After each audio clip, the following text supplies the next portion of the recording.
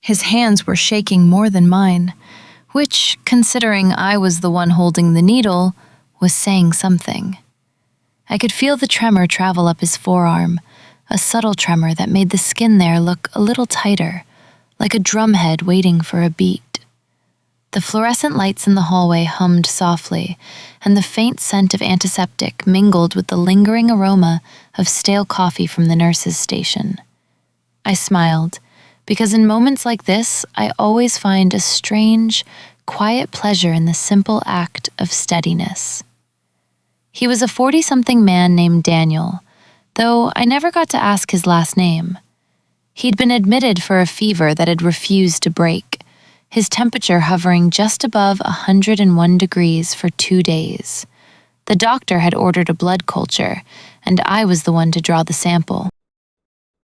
He was nervous, not because he feared the needle, though he admitted to a slight prickly feeling in his chest when I mentioned it, but because his mind kept looping back to the fact that his wife was waiting at home, 2 hours away, worrying about the little girl who'd been coughing all night. I could see the way his eyes darted to the window, as if the hallway outside might somehow carry his worries away. I asked him to roll up his sleeve, and he complied, exposing a forearm that was a little pale from the hospital lighting. The skin was smooth, speckled with faint veins that looked like delicate rivers. I slid my gloved hand over his skin, feeling the coolness of the latex against his warmth. My fingers brushed the vein that ran just a shade darker than the surrounding tissue, the one that seemed to pulse ever so slightly with his heartbeat. I could feel his pulse in my fingertips, a steady thump that reminded me of a metronome, steady, reliable, comforting. "Let's take a deep breath together," I whispered, leaning in just enough that my voice brushed his ear. "In through the nose, out through the mouth." He obliged, and I could hear the soft sigh of his exhale, a tiny release of tension. The moment his breath steadied, the tremor in his hand softened, as if my words had coaxed his nerves into a quiet corner. I prepared the syringe, pulling back the plunger a fraction, feeling the gentle resistance of the barrel.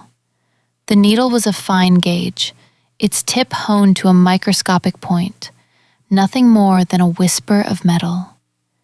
I chose the median cubital vein, the one that lay just above the elbow, because it's usually the most accessible and the least painful for patients. I angled the needle at 20 degrees, a subtle tilt that allows the tip to glide into the vein without catching the wall. I told him, "I'm going to insert the needle now, and you'll feel a quick pinch, just a little poke, like a tiny bee."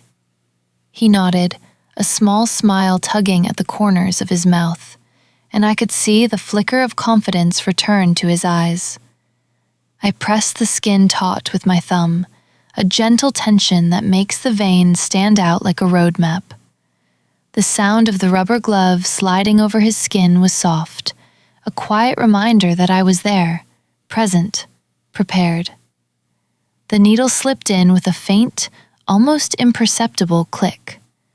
I could feel the subtle give as the tip entered the vessel, the blood flowing back into the tubing like a tiny river finding its course.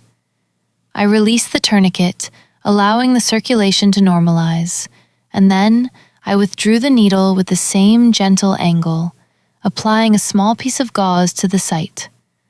The pressure was just enough to stop the tiny puncture from bleeding, but not so hard that it felt like a clamp.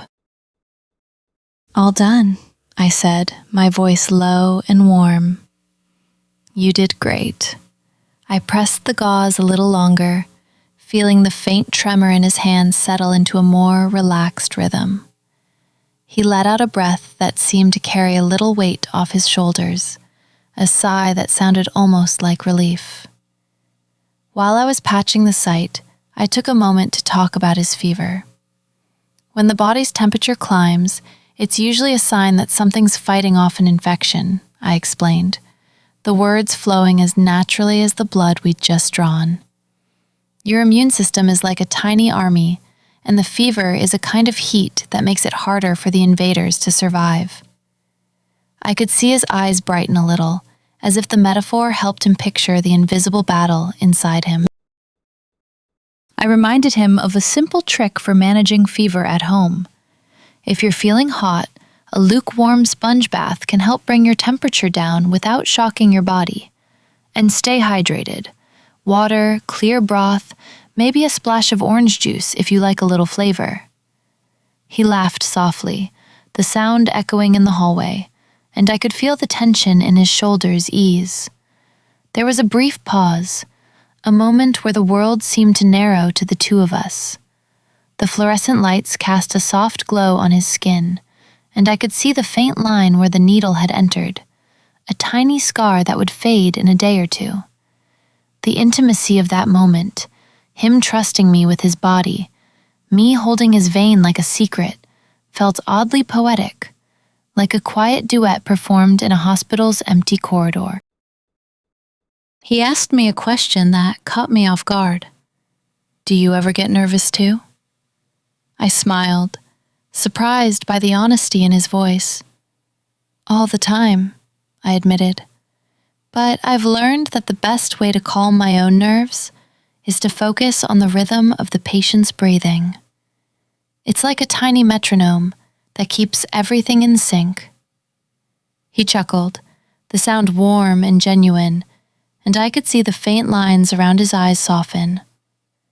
As I finished cleaning up, I slipped a small piece of paper into his hand, a copy of his lab results, still pending, but with a note that said the cultures were being processed and that the doctor would call with the next steps. I told him, "If anything changes, or if you feel more uncomfortable, press the call button. We're here to help." He nodded, his hand still a little shaky, but now holding the paper with a steadier grip. I turned to leave, the hallway stretching out behind me, the scent of disinfectant still lingering like a faint perfume. I paused at the door, looking back at the patient who was now sitting up a little straighter, his shoulders relaxed, the faint blush of embarrassment fading into a calm confidence. "Take care of yourself, Daniel," I said softly, the words hanging in the air like a promise. "And tell your wife I'm sending a little extra good luck her way." He smiled, a genuine, grateful smile that made the hallway feel a little brighter. I stepped out, the click of my shoes echoing softly, and carried with me the memory of that quiet exchange, a reminder that in the world of medicine, the smallest gestures, steady hands, a gentle voice, a shared breath, can be the most profound. And as I walked down the corridor, I felt the faint hum of the lights settle into a comforting rhythm, matching the steady beat of my own heart.